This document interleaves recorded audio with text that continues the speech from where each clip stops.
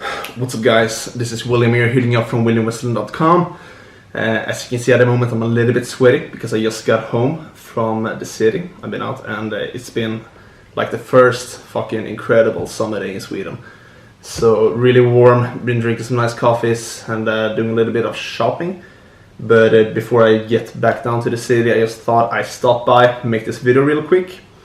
And the topic I want to touch on today is how you can combine the Pomodoro technique, time boxing, and just measuring all this, like measuring the time boxes, measuring the Pomodoros.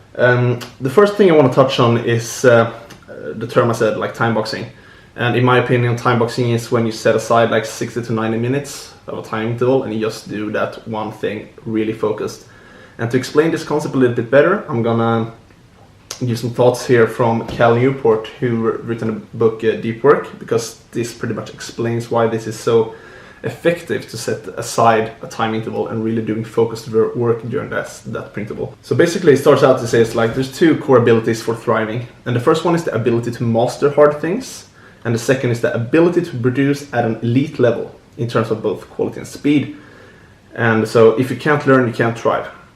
So basically, to learn hard things quickly, you must be able to focus for long periods of time without distraction.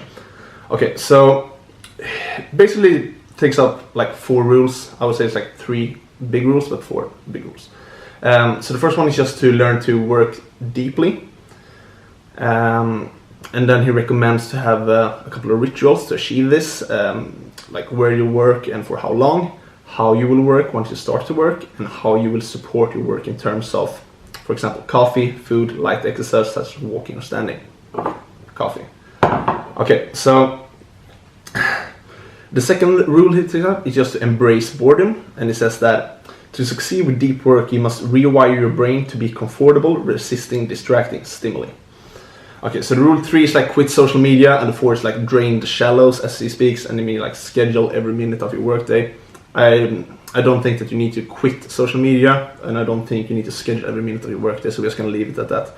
But this is basically Newport and the first, as I said, time boxing.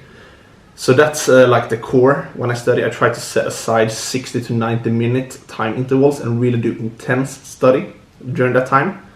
And until you actually start to do this, like put your phone in flight mode, like take everything away and really, I mean, like go to toilet before so you don't have a single break, you will be amazed how much you actually get done. Okay, so that's the first thing. And the second thing is to combine this with the Pomodoro technique, because one thing I noticed when I started to do this was that I rationalized for myself that if I didn't have 60 or 90 minutes to set aside, I just wouldn't do it at all. So then I started to implement also the Pomodoro technique, and then that's when you set aside 25 minutes and then take a 10-minute break, and then 25 minutes and a 10-minute break. So it's like a mini version of a time box, a mini deep work, so to speak. So then even if I only have 25 minutes or something like that, it's much easier for me to sit down and do the 25 minutes, basically.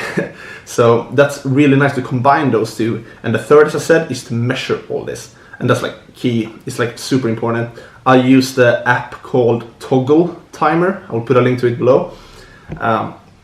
It's really effective to just learn to and get used to measuring how much you study, because Peter Drucker said what gets measured gets done, and I really think that's true.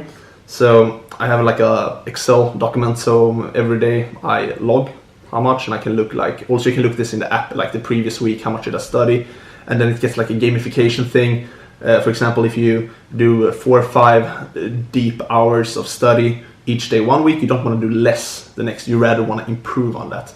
So that's like 3 things that I think is the most important thing when you study. Then of course how you study is also important, like how do you actually learn math or how do you sit down and learn the programming. But I think the most important thing is that you don't semi-study. Like I go to university and people all around me is just sitting, talking with their friends, like social media, just get nothing done. And that's why I can do all these things, with work, study, all these projects on the side, is because I really learned to do this like deep work and to focus my attention on for like long time intervals at a time. See you next video, guys. Bye.